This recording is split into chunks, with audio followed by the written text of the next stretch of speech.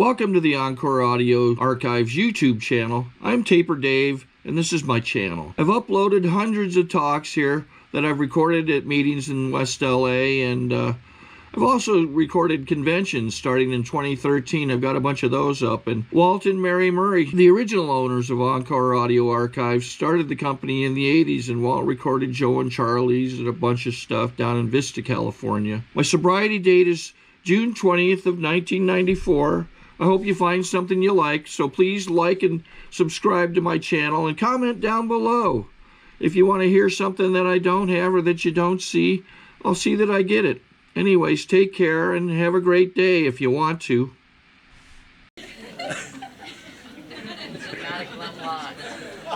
Right, we're not a glum lot here.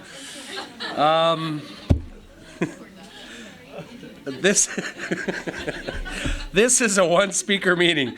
Please welcome our speaker tonight, Terry.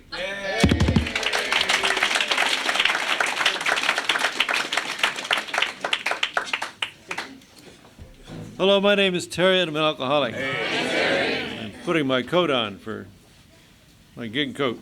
Where's the tie, Terry? Well, I left it over, meeting over here.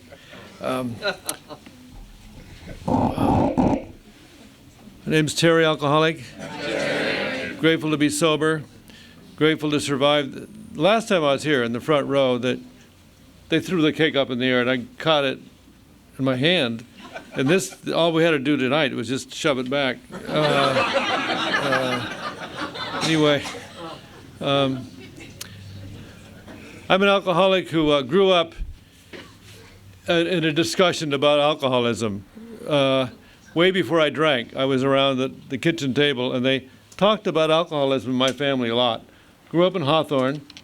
My father was in AA for a couple years before 1945, and so he brought home Easy Does It, one day at a time. First drink gets you drunk. Once an alcoholic, always an alcoholic. And I had all that pretty straight by the time I was 6. And my father had a slip, and he died of this disease. He died in withdrawal. And I knew what my daddy died of. Had 3 little sisters, an older brother. And my mother had 2 brothers who were alcoholic and would show up at odd times at our house, sick and drunk. I just thought it was, everyone had a couple uncles who just showed up once in a while, sick and drunk, and then you kind of figure out, are they ready just to flop and not give us any trouble, or are we going to have to talk to them? You know. So I was very aware of this, and I'm one of those ACAs. We're probably about 2/3 of the people in this room have alcoholic parents, but most of us either got in a lot of trouble or try to be extra good to create order. Maybe that'll do it. Get all A's and be good. I tried it. We all come to the same meetings eventually. And went to the seminary, studied to be a priest. Took a pledge to drink not to drink till I was 21, and I kept the pledge. And started drinking when I was 21, and not a lot, because I didn't have any money. I didn't have friends who drank much about it. The minute I drank, I just went right across the invisible line. It was, I had no lag time. I have no social drinking to report, whatever. It's just, it just hit bottom and came up. My tummy warmed up. My chest loosened up. I didn't know my chest was tight until it loosened up with alcohol. My IQ went up about 25 points, and I became convinced that anything I'd say would be interesting. That happens to most alcoholics, and it's one of the reasons that we, if it were a crime to be boring, this would be an institutional meeting tonight. I think, do you know that that's one of the greatest crimes we commit? We bore people to death. Talk without any ability to listen. I know I mean, I'm all for listening and I'm all for loving people. It's just that it took me a while to notice. When I was a little kid and my Uncle Bill would be drunk, I just would go crazy. He would trap me in a corner, and bore me to death. And I had fantasies of the cops coming, getting a net, pulling him away. And it wasn't until after I grew up as an ACA, was seminary priest, finally got sober, that I realized that I am my Uncle Bill, that we alcoholics, I think the unit of harm that I do in my drinking, if it could be divided up into little squares, little cubes, is that I become emotionally non-responsive, incapable of listening in a vulnerable, attentive human way to anybody in the world. And I pretend I'm not. I think most of us are. And that's why Al-Anons want to kill us. And they don't know why. They don't know exactly why. They can't, usually people don't put it into words, but we can't listen in a way that lets people know they've been heard. And everybody goes crazy. Way before there's any other kind of trouble, my opinion. As a seminarian, I whenever I drank with great attention. I like to say, I'll say what I almost said. I almost said I drank idolatrously. Since I'm a theologian, I can use that word. Because I asked booze to take care of me in the way only God can take care of you. I rely on it. If I have a drink, I count on it to get me through the hour, or the day, or the night, or whatever. I rest on it. I hang on it. I didn't know I did that when I was doing it, but just it's so obvious. And I was worried about my drinking pretty early. I thought you shouldn't like it this much, and I tried to started to try to control it, not drink too much. And whenever I was concentrating on not drinking too much, a funny thing would happen. I mean,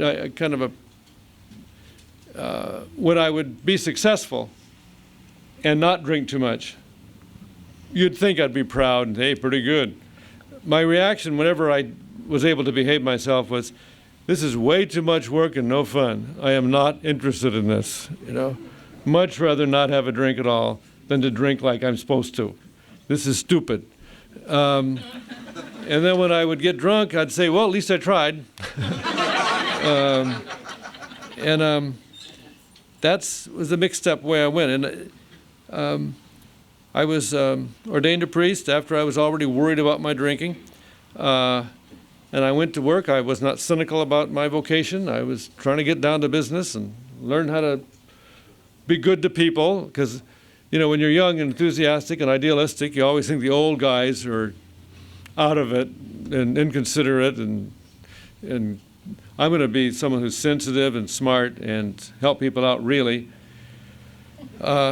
So it only took about a year before I had a bottle of scotch around the corner. If I was going to have an appointment, take a shot, take a swig of scotch, little mouthwash, get focused, and then give you the impression I was paying attention. When I can't pay attention, I can pay attention enough to say something back to try to give you the impression I'm all right, but I can't actually care about you if I'm drinking. I'd like to care. I think caring's very good.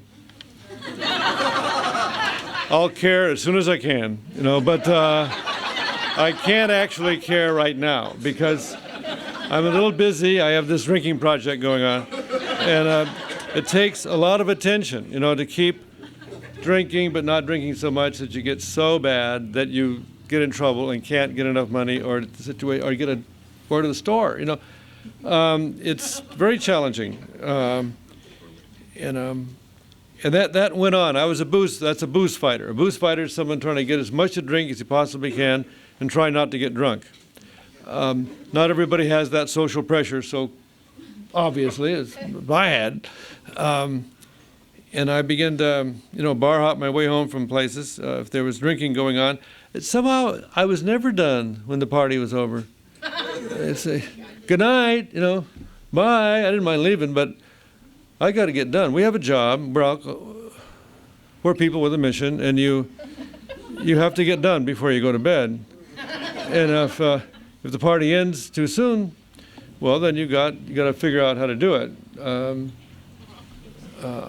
Somehow, I thought most of us have some silly thing that we associate with being alcoholic, and we try not to do that so you're not alcoholic. The most common ones are to show up for work. If you show up for work, you can't be an alcoholic.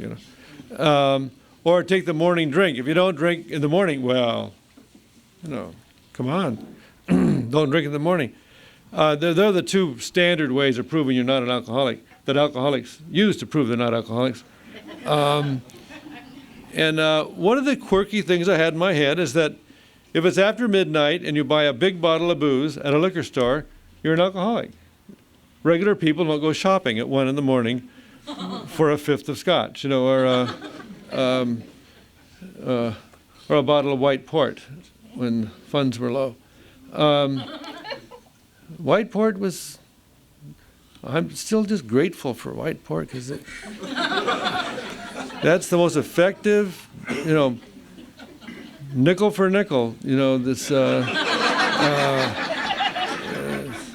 it gets the job done. And so I tried not to do that, not to buy anything after midnight, and which really made it harder. And I went along, stopping and starting. I got into that, and I finally stopped one time for 5 months, over 5 months, and I was very impressed. I was very impressed and very depressed. I was impressed that I quit so long, and I was depressed that I felt so lousy while I was successful. And I thought, at about 5 months, I thought, well, you might have jumped the gun. It might not be good for you that you don't drink for the whole rest of your life. You need some kind of outlet, and you just might flip out one of these days. They'll find you babbling in a corner, and no one will know what happened, He waited too long to have a drink. So I thought, since I'd quit for more than 5 months, I had proved that I could quit. And as long as I knew, that's a good quit.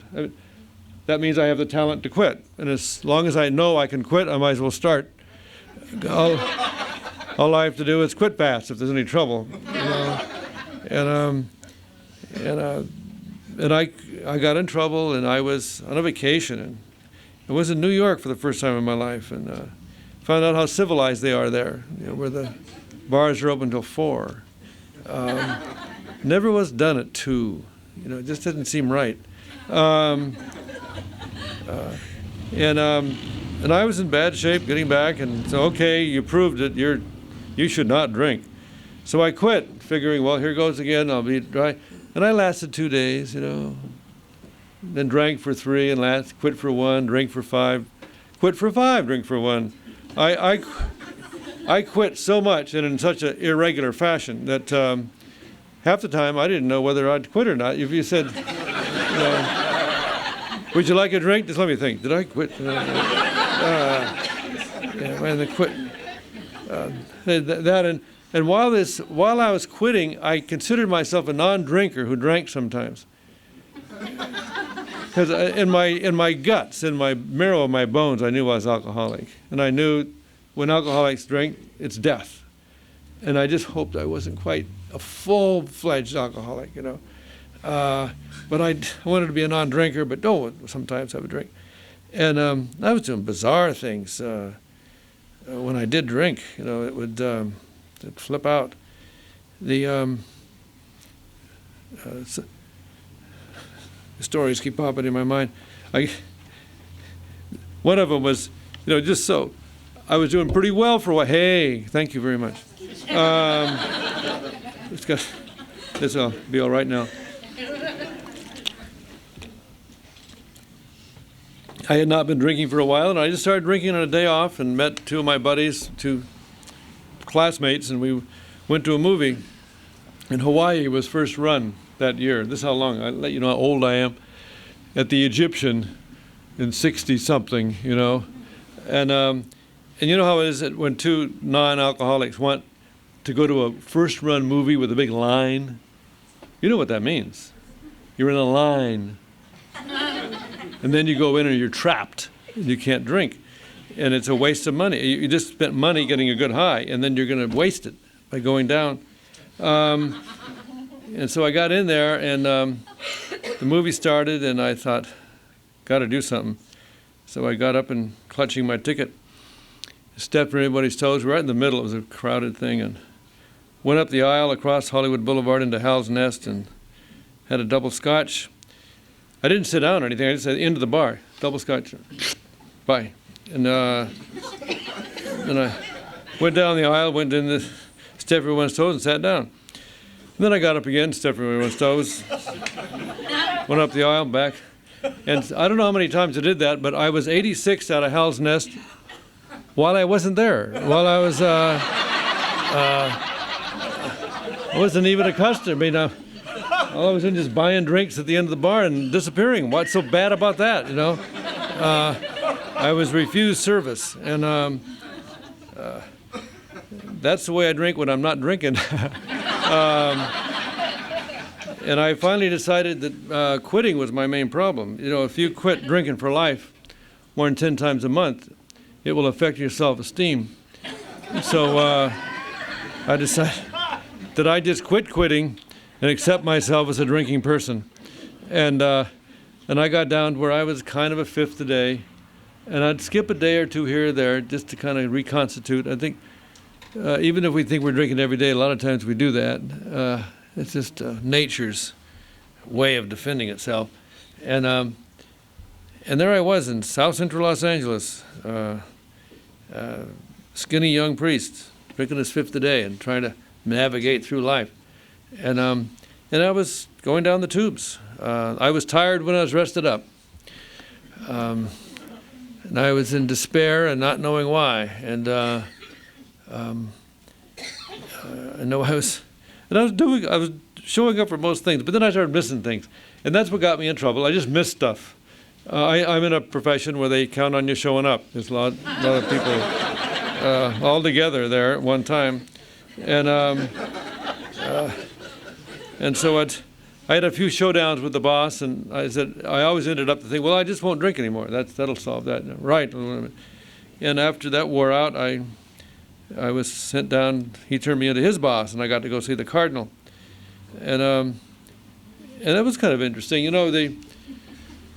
When we get in trouble, and this is my mind lately, when we get fired or arrested or divorced or in an accident and just about die, and it's booze is there, and everybody knows, they know this is, the police are involved, or the lawyers, or employers and everything, and it's like coming out, you're an official alcoholic, and this gets your family's attention and your friends, and sometimes they give you sympathy. Did you hear what happened?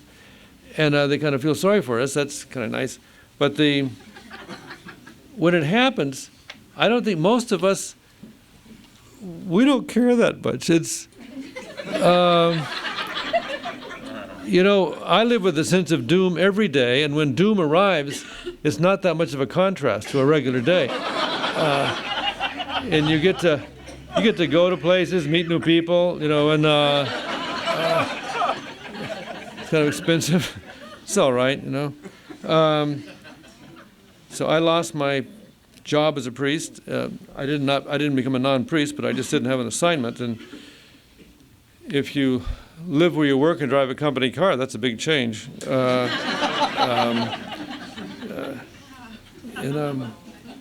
I eventually got to go to a hospital, and I was embarrassed that I was in this aversion treatment place. And notice when I was in college, I wrote a paper called Alcoholism, longest paper I wrote in college.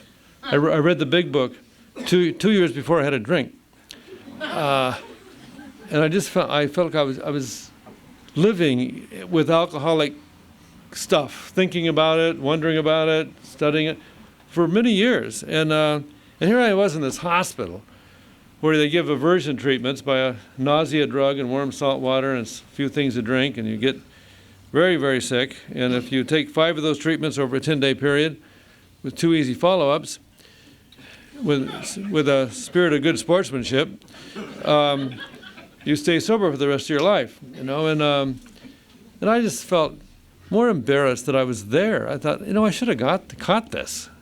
I have enough information. And I was asking God's help. And of course, I asked God's help.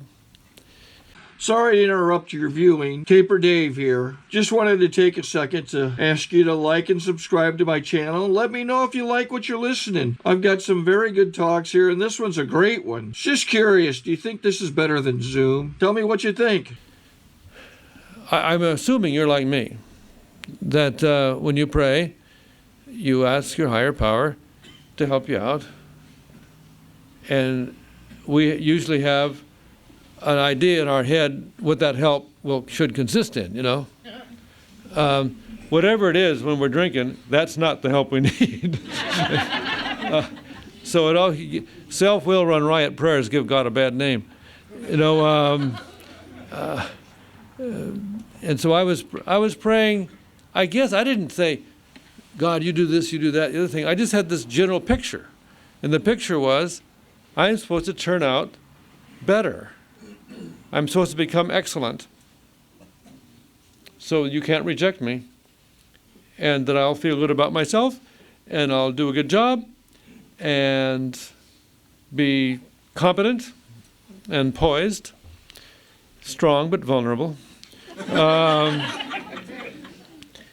and prayerful, virtuous, close to God, and very rich. That's all. This whole vision, this sort of a fear-driven, self-centered, so self-centered, you know. And even the thing about you love your neighbor as yourself. You know, I heard that. If you're around any Christian stuff, you hear that. Even if you're not around Christian stuff, you hear that. Love your neighbor as yourself. Okay, who's going to argue with that? I guess Ayn Rand would. But she's someone I don't like very much. I guess I got to love her. Yeah. But the love your neighbor as yourself. And I thought, okay, I got to love you. And love doesn't mean just an emotion. Love is practical. It's wanting the well-being of the other. It's treat them fair and square and wish for their well-being. Okay, I love you. Satisfied? I wanted to officially love you so I'd get a good love mark. He loves them. Fill in the blank, he loves them. You know, without any humanity, you know, without any reality to it.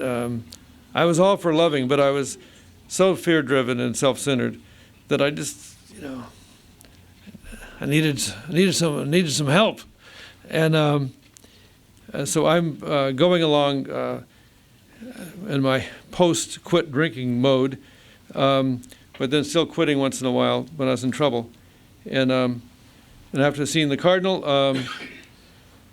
I was on hold a little bit, and then I got to that hospital, and I went. And I was drinking very soon after I got done with those treatments. Then I went back again, took them all over again. I lasted almost a year, taking some Triavil or something like that on days to calm down. And started drinking again. Lasted about a month, took the treatments over again. Then just got out and didn't last very long at all. Drinking again, took the treatments the 4th time. And they doubled up. I got treatments every day instead of every other day. See if this works. Lasted a few months, drinking again.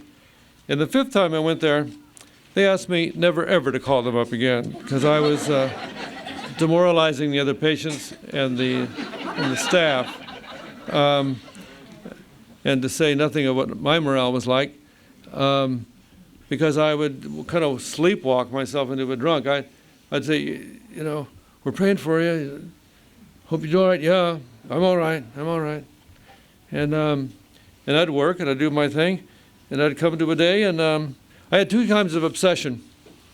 The early days, it was revelation obsession. After I got it straight, you're alcoholic, to die, to drink is to die. Got it? Got it. First drink is drunk. Right, got it, got it. No drink, not at all. And then you get this revelation. In 20 minutes, you're going to have a drink. Well, I'll be damned. 20 minutes, huh? Okay. That's it. And then I got to the stage where I wouldn't fall for that. You know, if I got the revelation, I'd say, "You dummy! You know, you're a registered alcoholic. You've been treated. You're a diagnosed chronic alcoholic. Don't drink." Then I'd feel like having a drink again. I'd say, "Look, you don't even have any fun when you drink. This doesn't work. You're a depressed mess the first couple of hours. You know, don't drink." Then I'd feel like having a drink a few weeks later, and I'd give myself the long pitch. I'd explain everything I could remember about reasons not to drink. When I was all done, I felt like having a drink. I'd say, anybody who would want a drink, after all I've explained to you, and after all you've been through, is so weird you're not worth working on, and you might as well have a drink. And I would drink out of humiliation that I wanted to drink.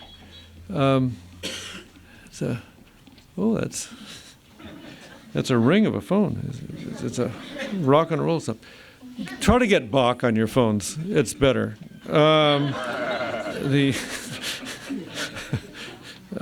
Yeah.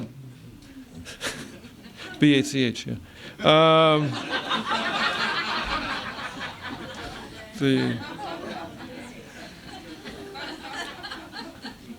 Anyway, the sixth time I was detoxed was in a psych ward, and it was there that my first step started. And I guess I went on and on. I hope maybe the point of whatever I told about my story is I had a lot of chances. If anybody had a chance to get sober through, you know, information and insight and saying a few prayers, it's me. I wasn't denying it outwardly. I'd say, you know, when I went to the hospital, you know, you're alcoholic. Of course I am. You know, the first drink gets you drunk, let me tell you. And so I'm in my sixth detox, and this thing, revelation, just kind of came up inside me and said, "You're going to be drunk again pretty soon. You know, it won't be long. You always do." And I thought, and I pictured myself not getting drunk and dying in flames or something, an accident, but just being like my uncles, just a pathetic, boring, pain in the ass type of person to everyone who knows me until the end. And I thought, well, at least I know. And I went from there to a recovery house, to a 12-step house. And I stayed there. It's a 3-month suggested stay, and they suggested I stay there 5 months and a week. But I started to connect right away. I had no idea that I was kind of ready. And I didn't think I was doing anything of significance, because the help I wanted was to become well-rounded, competent, feeling good, well-balanced, you know. And I wasn't feeling well-balanced at all. I was, I can remember thinking, usually when you're 30 years old, most men when they're 30 are still in suspense as whether they'll amount to anything yet in their life. And I said, well, I'm not in suspense. You did not amount to anything. It's over, fired for life the second time. And in New Jersey in the wintertime, tramping around to AA meetings. And I started to identify. And as I identified, there was this creeping sense of well-being. You know, it's kind of a creeping sanity that we get in this program. And I was connecting and starting to do what I was told to do. But I was so sure that AA would not work for me. It wasn't that I thought I understood AA. It was I thought I understood me, that I had this secret. I'm alcoholic, but I'm also hopeless because I can't care. I can't keep caring. It just disappears. And so, why try? You could start feeling better for a while, but the day will come, when you, don't care anymore. I figured I didn't want to be a downer and tell people about this. And I was going along, and I got drawn more into it. And it's two things. There were two aspects of kind of a spiritual awakening, kind of a connection. And one, it's almost like someone whispered in my ear, which is very important to a periodic. I'm a periodic. And the message was, you are not sentenced to drink. You're an alcoholic. You're of the worst kind. And you will drink and die if you don't play ball. But you're playing ball, so relax. You don't have to have a big inspiration and get 5 different things and hold on to them and have it. I wanted to have it.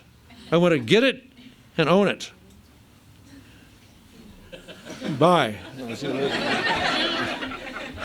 The thought of opening up and depending on a flow of grace and information that God sends to people I don't particularly like or not interested in,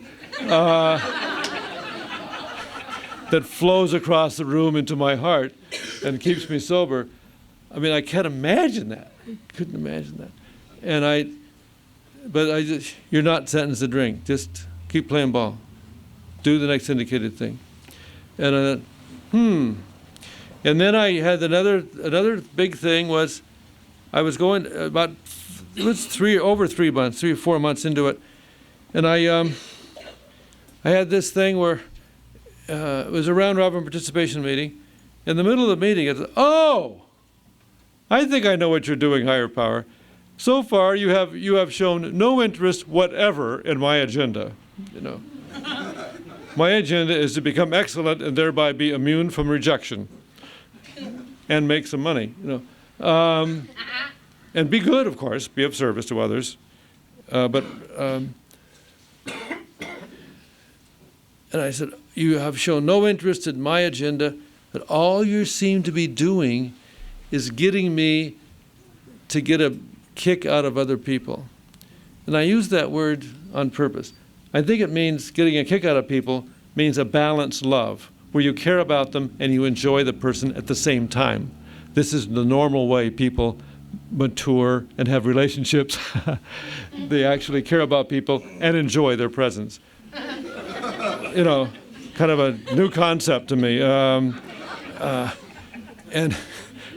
I was starting to identify with people, and when I identify with you, it just hit me right here.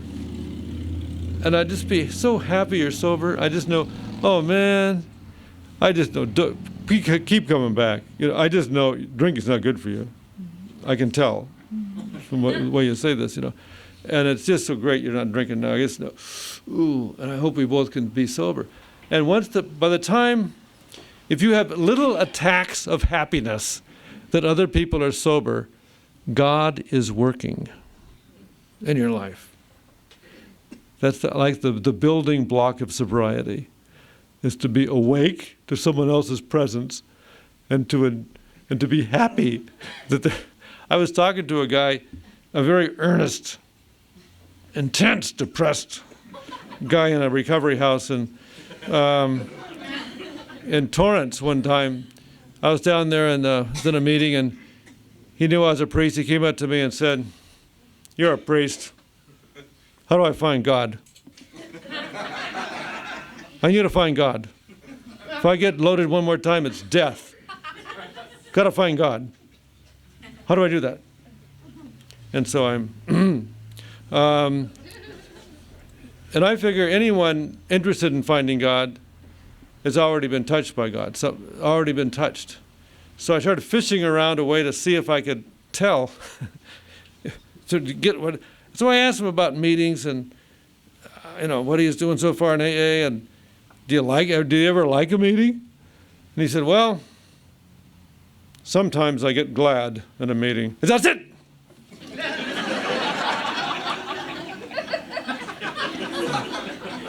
Anybody who gets glad in a meeting has just been touched by their higher power. He gets you glad. Even if it's for a few minutes. It's very, a fear-driven negative alcoholic doesn't get glad during a meeting unless a change is going on. And I think that's the word of, I like the name for a higher power, the spirit of recovery. Spirit of recovery to me is a spirit that simultaneously pulls my covers, lets me know I'm a pathetically immature, self-centered, damaged person who is a child of God and worthy of the respect of anyone else on the face of the earth, that I'm a center of responsibility and freedom, and I'm in business as a human being, and that I'm in the present, and I get to identify with you and have my heart touched, and we're in business. As soon as we identify, we're in business.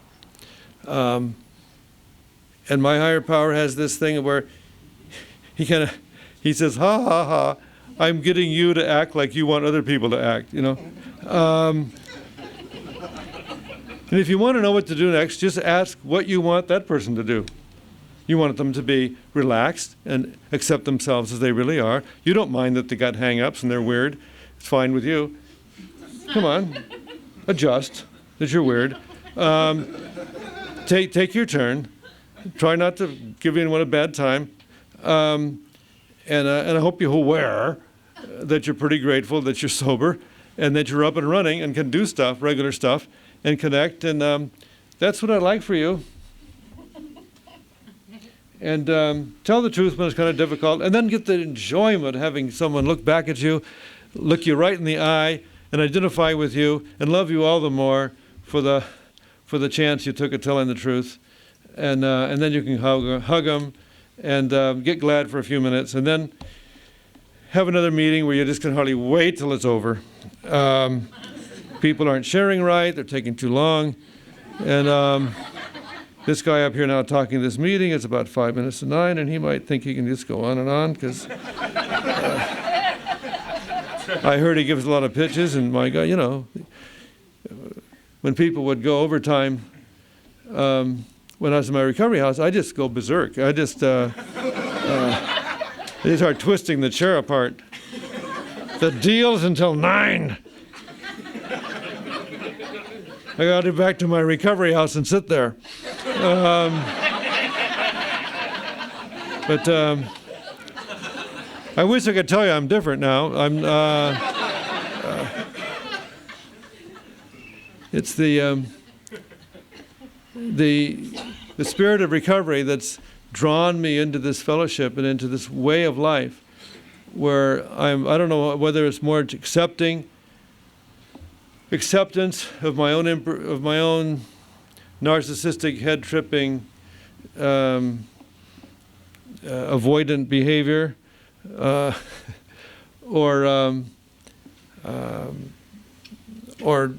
opening up, becoming more awake to your goodness and beauty, and the genius of each person in here. And then when I'm slowed down enough to be patient and wait around for you to say something, and then when you say something from the heart, I just know that I'm a very privileged man to be in your presence, and get to be glad with you for a minute. I don't know what's first, what starts it, what's going, but it goes on.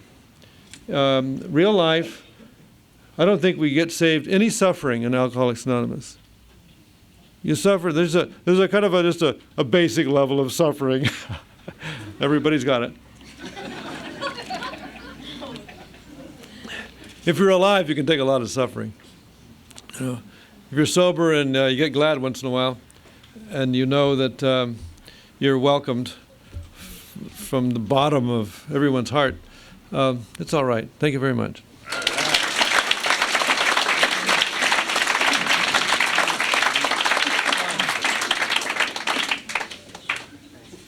I think we got a great talk going on here. Thanks for watching the channel. Taper Dave here. Just curious, do you think this is better than Zoom? Okay, this is how I prepare my drone for launching. I like to do it inside the cab of my truck so I'm not standing outside in the weather.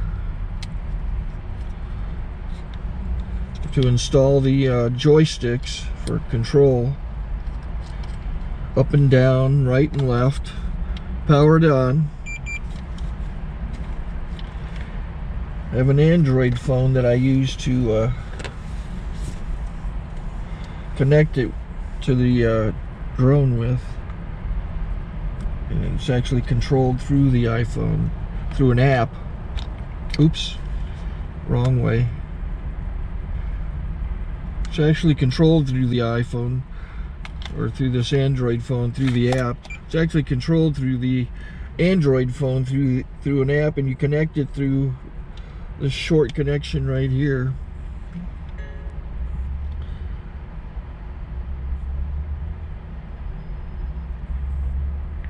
Remote control connected. Remote control's connected. So I pull out the drone. I have to extend the legs. Long legs extended first, then the short legs. Remove the gimbal protector. Set that aside, then power it on one short burst, then one long burst. I lay it down. So I have to go to calibrate. So the drone's not connected yet. It shows you here as this drone gets disconnected, even though the remote's powered on. So the drone has to establish it's connected. So I go into the app to calibration mode. First I'll calibrate the remote controller. Start calibration. Out, in, oop, out, in, up, down. And then this little wheel is to control the gimbal. So it's calibrated. Go to gimbal calibration, start calibration, and then it calibrates the gimbal. I don't know if that shows up. The gimbal's moving all over the place. Changes, you can see it on the video. And I'm calibrated to take off. It's acquired 7 satellites at the moment. There are 26 satellites up in the sky, which it has to acquire before you can take off. So it's connected. It's got enough satellites. This is white. I can go to press this little arrow button, swipe right to take off, and it would start the motors if I slid this to the right. But I'll wait till I get outside. Don't want to do it inside.